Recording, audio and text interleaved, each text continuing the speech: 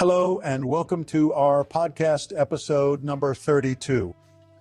Bloodiest prison survival game ever witnessed. Only the ruthless can win. I am Timothy, and I am here with my old friend Thomas. Today, we're going to talk about Mean Guns. Be aware, spoilers ahead. Mean Guns is a 1997 action film starring Ice-T, Christopher Lambert, Michael Halsey, Deborah Van Valkenburg, Kimberly Warren, and Hunter Dowdy. It was directed by Albert Pune. The plot summary of the film is Vincent Moon is a member of a crime syndicate that has just finished building a new prison. So, Tom, what were your initial thoughts? Well, Timothy, I have to say that my initial thoughts on Mean Guns were quite intrigued. You know me. I'm a big fan of OVA, the top action films with a good dose of violence and mayhem. And this film certainly promised all that and more. The premise is unquestionably crazy. A bunch of criminals locked in an enclosed space, fighting to the death for money and glory. It had all the makings of a classic bloodbath, which is probably why I found it somewhat passable despite its flaws. Passable. You call that passable? Well, let me tell you what I thought about Mean Guns. I see. Well, Thomas, let me stop you right there for a moment. While I can appreciate your love for over the top action films and the crazy premise of Mean Guns, I have to say that I found it quite lacking in many aspects. Firstly, the execution of the plot was rather sloppy. The characters' motivations were often unclear or inconsistent, and their actions seemed more driven by convenience for the sake of moving the story along than any actual character development. Also, I felt that there were too many unnecessary subplots, such as the whole backstory with Lou and Lucy, which ultimately added very little to the overall narrative. Oh, come on, Timothy. You can't deny that the film had some interesting characters in it, like Cam or Marcus. They had their own motivations for participating in this deadly game, which made them stand out from the rest of the cast. And as for Lou and Lucy, I thought their storyline added an emotional depth to the film. It showed that even in such a brutal setting, there could be moments of tenderness and human connection. Plus, it gave us some much-needed comic relief with his antics. I suppose you have a point there, Tom. However, I still maintain that the film as a whole was rather underwhelming. The action scenes were decent enough, but nothing spectacular or particularly memorable. And let's not even get started on the special effects. They look cheap and dated even for its time period. Furthermore, I felt like there wasn't enough tension or stakes throughout most of the movie. It was only in the final act where things really picked up pace and intensity. Well, Tim, you know me well enough by now that I always appreciate a good action scene. And while I agree with you that some parts of the film could have been better executed or had more tension throughout, I still think it managed to deliver on its promise of being an over-the-top bloodbath.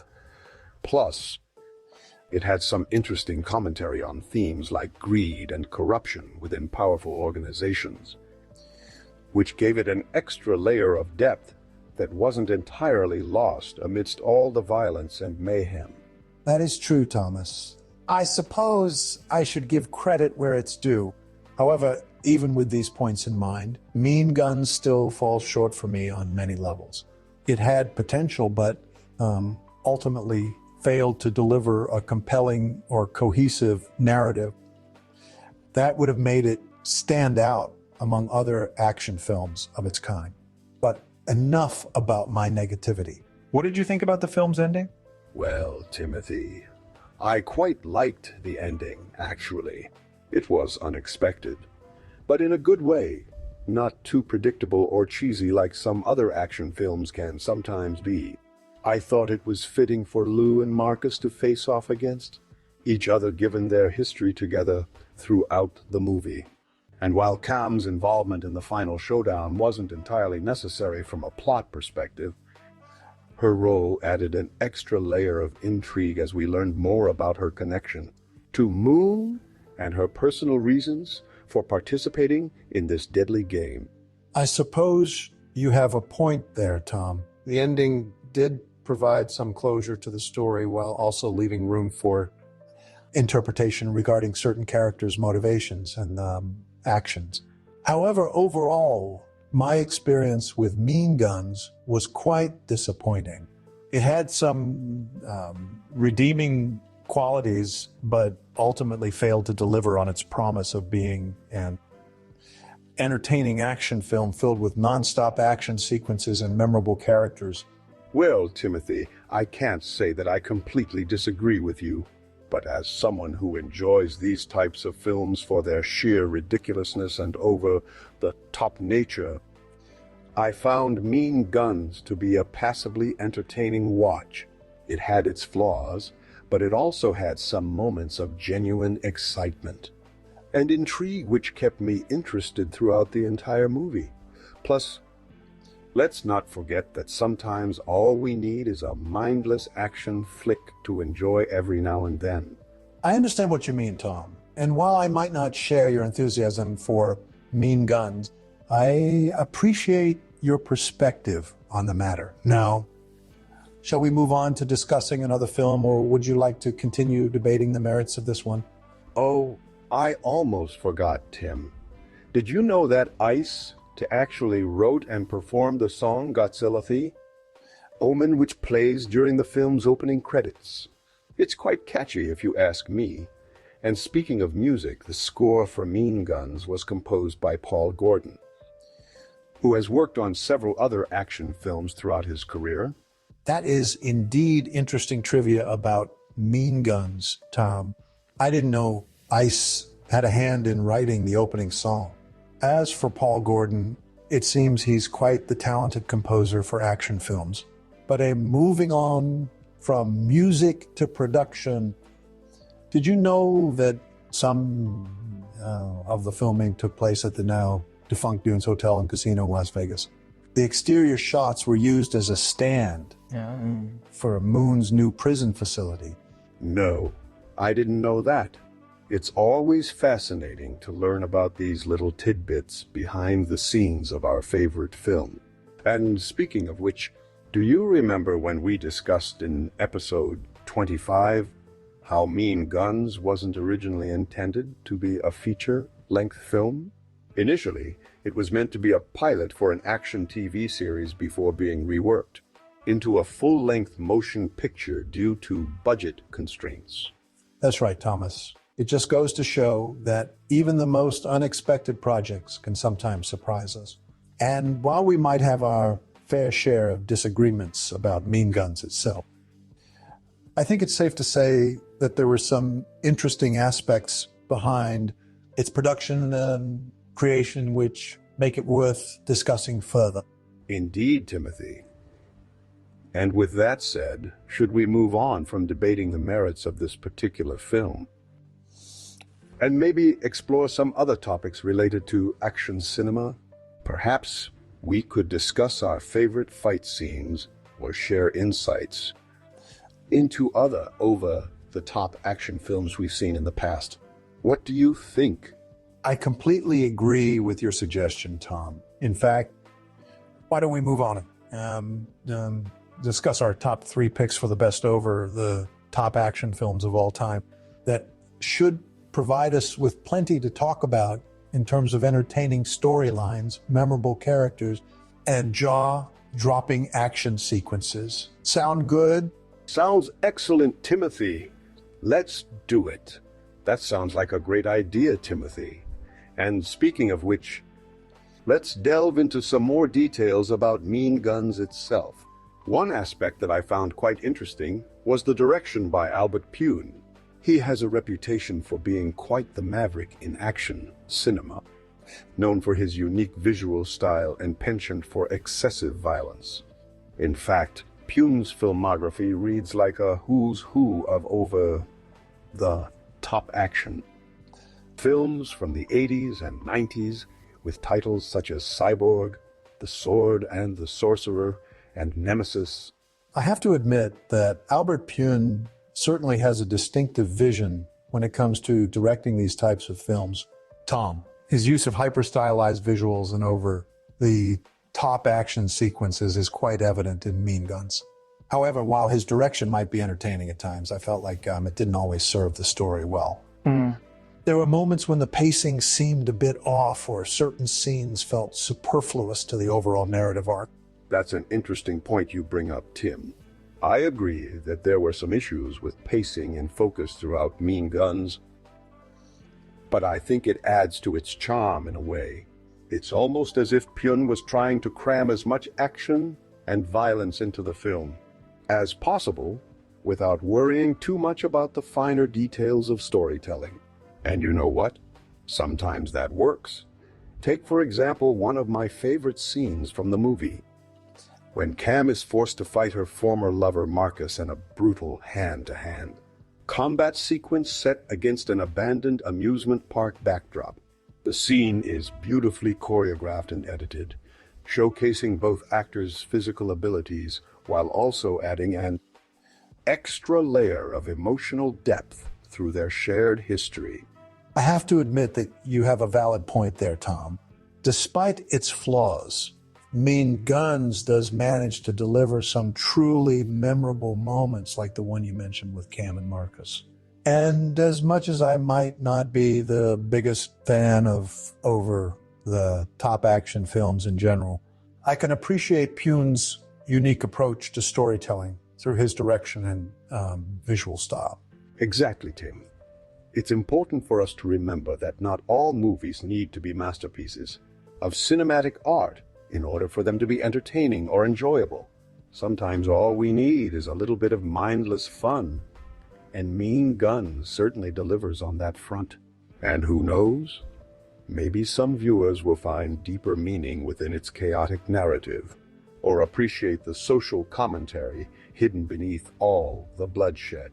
Well said, Tom. Now let's move on to our next top. Indeed, Tim. And speaking of which, let's talk about the cast of Mean Guns itself. Ice, who is quite impressive in his debut film role as Venice. The charismatic yet ruthless gang leader who's always one step ahead of everyone else. His character is a perfect example of an anti-hero who you can't help but root for, despite his questionable morals and violent tendencies. I have to agree with you there, Tom. Ice brought a certain level of intensity and charm to the role that really elevated his performance in Mean Gun. It was quite refreshing to see him transition from his music career into acting, as he seemed to naturally embody Venice's complex character traits. Moving on to other cast members, let's talk about Christopher Lambert, who plays the enigmatic assassin known only as the Jackal. His performance was quite memorable, with his cold-blooded efficiency and deadpan delivery adding an extra layer of intrigue to his character.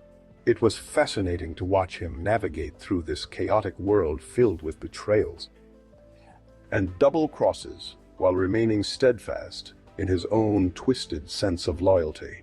I think Christopher Lambert did a great job bringing the Jackal to life on screen, Tom. His stoic demeanor combined with his lethal abilities made for an intimidating presence throughout the film. It was also interesting how he had this subtle air of vulnerability about him, which added depth to his character beyond just being another ruthless killer. Speaking of characters, I can't help but mention Michael Halsey, who plays Lou, Moon's right-hand man and the primary antagonist in Mean Guns. His portrayal of Lo was truly chilling at times. You could see the cunning intelligence behind his actions combined with an unsettling lack of empathy or remorse for those he deems expendable. It was quite captivating to watch him manipulate events from within Moon's inner. circle while maintaining a calm exterior that belied his true intention. I completely agree with you there, Tom. Michael Halsey brought an incredible amount of AM depth and menace to the role of Luke. His ability to switch between being Moon's trusted confidant one moment and a cold-blooded killer the next made him a truly formidable opponent throughout the film. His character was definitely one of my favorites in Mean Guns, largely due to Halsey's skillful performance. And last but not least, let's talk about Deborah Van Valkenburg, who plays Lucy, Moon's long-suffering assistant and confidant. Her character serves as the moral compass of sorts within this dark and violent world, always trying to do what's right, even when it seems futile or dangerous. It was great seeing her bond with Cam over the course of the film, providing some much-needed humanity amidst all the carnage unfolding around them. I have to say that Deborah Van Valkenburg did an excellent job portraying Lucy in Mean Guns, Tom. Her character served as a beacon of hope and compassion throughout the film, even when things seemed their bleakest. It was inspiring to see how she maintained her sense of self and moral integrity, despite being surrounded by so much death and destruction. Well said, Tim. Now, with all that being said about the cast and characters in Mean Guns, do you think there's any chance for a sequel or spin-off featuring some of these beloved characters? Personally, I wouldn't mind seeing more of Ice.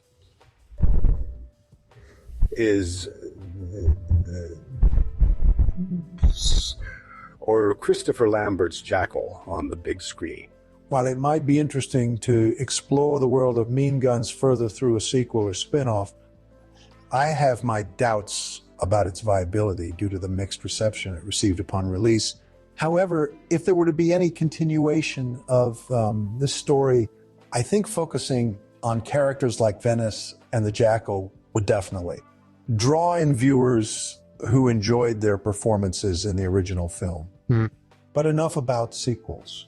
Let's move on and discuss some other over the top action films that we've enjoyed in the past. You know, Timothy, when we were discussing our favorite over-the-top action films earlier, I couldn't help but think about how some of these movies have left a lasting impact on popular culture. Take Mean Guns, for example. While it might not be considered a classic by all standards, it definitely has its share of fans and admirers who appreciate its unique blend of action, humor, and style. That's true, Tom. Mean Guns seems to have cultivated quite the following over the years, particularly among fans of B-movies and cult cinema. I think part of what makes it so appealing is its willingness to embrace the absurdity and excess that characterize these types of films. It's almost like a love letter to the genre itself, celebrating all the things that make over the top action movies so enjoyable and memorable in the first place. Absolutely, Tim. And speaking of cultural contributions, let's not forget about Ice-T himself. His involvement in Mean Guns helped to bridge the gap between hip-hop culture and mainstream Hollywood. Filmmaking at a time when both industries were still finding their footing with each other. It showed that an artist could successfully transition from one medium to another without losing their identity or credibility within their respective community. That's a great point you bring up, Tom. Ice, its involvement in Mean Guns definitely opened doors for future collaborations between rappers and filmmakers, paving the way for artists like Dr. Drew, Snoop Dogg, and Eminem to make their mark on the silver screen as well. It also demonstrated that hip-hop culture could be an influential force within the realm of action cinema, adding another layer of excitement and energy to what was already a highly entertaining genre. Indeed, Tim. And speaking of influences, let's not forget about Albert Pune himself, who, despite his mixed track record as a director, has left an indelible mark on the world of action cinema with his unique visual style and penchant for over-the-top violence. His influence can be seen in countless other films from the 80s and 90s that followed in Mean Gun's footsteps, making him a bit of a cult figure among genre enthusiasts. I completely agree with you there, Tom. Pune might not have achieved widespread critical acclaim for his work on films like Mean Guns, but he certainly has cultivated a devoted fan base who appreciate the distinctive vision and style that he brought to the table. And even if some of his films may be seen as flawed or imperfect, they remain important touchstones within the history of action cinema due to their influence on subsequent films and directors who would come after him. Well, said Tim, with all that being said about Mean Guns and its cultural contributions, do you think there's any chance for a remake or reboot of this classic action film in the future? Would it be able to capture the same magic and appeal as the original? Or would it end up being another failed attempt at reviving a beloved property from yesteryear? Well, I wouldn't say no to a potential remake of Mean Guns, Tom. I do have my reservations about the idea. As much as I enjoyed discussing and dissecting this film with you today, there's something to be said for preserving its place in history as an example of over-the-top action cinema from that particular era. A remake might not be able to capture the same charm or sense of nostalgia that fans of the original hold dear. But who knows? Maybe someone out there has a fresh take on the material that could breathe new life into this underappreciated gem. Well, Timothy, it's been an absolute pleasure discussing Mean Guns with you today. As always, I appreciate your insights and the unique perspective that you bring to these conversations. And even though we may not see eye to eye on every aspect of this film, it's clear that there's a lot to unpack when it comes to its enduring legacy within action cinema. I couldn't agree more, Tom. It's been quite an adventure discussing Mean Guns with you today. And I must say that you've opened my eyes to some of the film's hidden nuances and cultural significance. As always, it's been a real treat working alongside you on these podcast episodes. And now for our final thoughts before we wrap things up. For those who are still undecided about Mean Guns, or perhaps haven't had the pleasure of experiencing this cult classic yet, I urge you to give it a chance. It may not be for everyone, but there's definitely something special about its unique blend of action, humor, and style that has made it stand out amongst other films in its genre. And remember, folks, don't forget to comment, subscribe, and like our video. We love hearing from all of you, and your feedback helps us continue creating engaging content for the YouTube community. Until next time, keep watching those movies, and we'll see you in the next episode of Tim and Tom's Film Nights.